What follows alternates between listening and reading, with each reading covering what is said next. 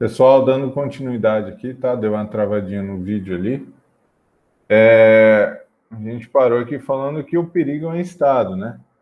Não existe uma pessoa aqui, então ela não está em risco. Então, o perigo é uma pessoa, um colaborador, ele se expõe, né, gerando um risco. Ele se expõe a esse risco. Lembrando alguns riscos e perigos que estão que podem ser encontrados nessas máquinas, né? Podem ser os riscos elétricos, riscos térmicos, radiações perigosas, né? Riscos mecânicos. Os riscos de origem mecânica podem ser esmagamento, né? Queda, a pessoa trombar ali, bater, tudo que tem a ver com o mecânico mesmo de movimento, né? Para evitar esse tipo de risco, né, para poder diminuir os perigos das máquinas, é sempre recomendado fazer a manutenção preventiva, né? É preventiva do que a própria corretiva, né? Nunca deixar sempre para corretiva. Isso é uma boa prática que a maioria das empresas que eu conheço já faz, né?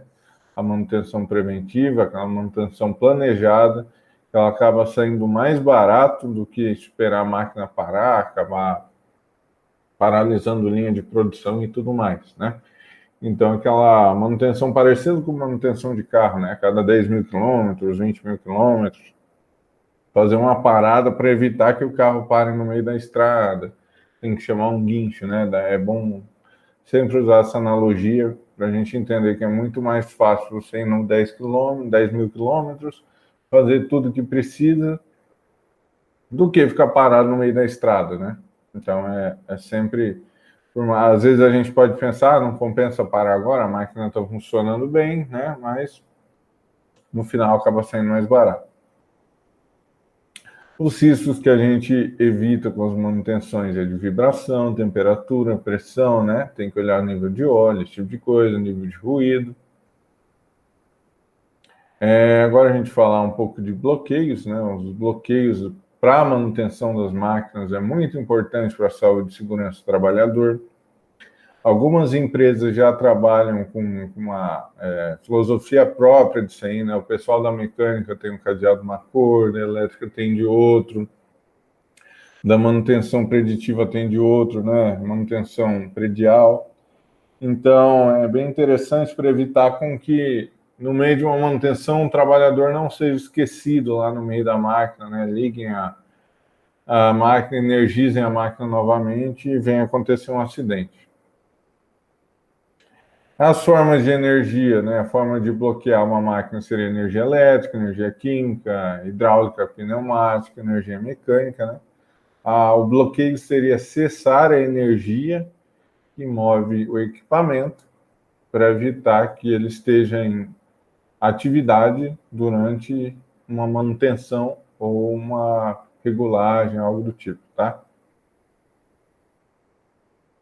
Aqui a gente vai falar das formas de bloqueio da mais segura para menos segura, né?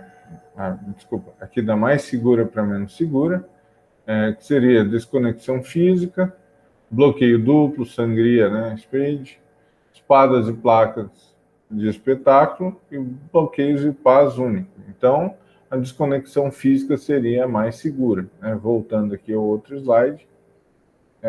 O bloqueio físico, né? Qualquer dispositivo que use um meio seguro para manter o dispositivo de isolamento de energia numa posição segura, prevenindo a energização ou liberação de energia em máquina, equipamento e instalação.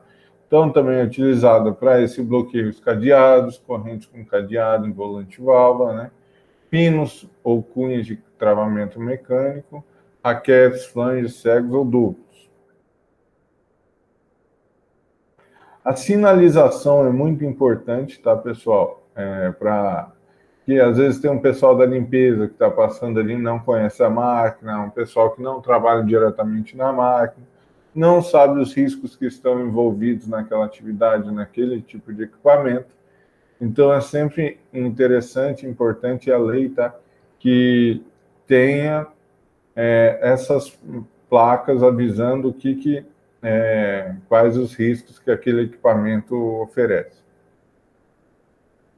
Alguns exemplos aqui, né? Também é necessário, tá, pessoal? A partir da vigência dessa norma, tem que estar em local visível as informações, né? Razão social, CNPJ, endereço do fabricante ou importador, informações sobre o tipo, modelo e capacidade, número de série e identificação, ano de fabricação, número de registro fabricante ou importador no CREA e peso da máquina e equipamento, né?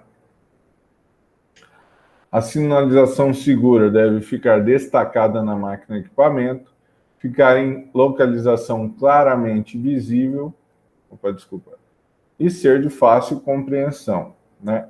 As inscrições das máquinas e equipamentos devem ser escritas na língua portuguesa e serem legíveis, tá? Ó, não abre dispositivo de segurança, né?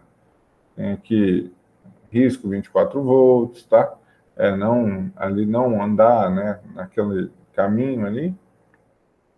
Mais alguns exemplos aqui, né? Fabricado, tal, a data, o peso, né? As informações que a gente comentou. Os manuais, tá, pessoal? Vamos falar um pouquinho aqui dos manuais das máquinas. As máquinas e equipamentos devem possuir manual de instruções escritos em língua portuguesa, fornecido pelo fabricante ou importador, com informações relativas à segurança em todas as fases de utilização. Quando existente ou extraviado, o manual de máquinas ou equipamentos que apresentem riscos devem ser reconstituído pelo empregador sobre a responsabilidade de profissional legalmente habilitado. Procedimentos de trabalho de segurança, tá? São sempre necessários. Elaborados procedimentos de trabalho de segurança específicos, padronizados, com descrição detalhada da tarefa, né? Passo a passo. Normalmente é um fluxograma, tá?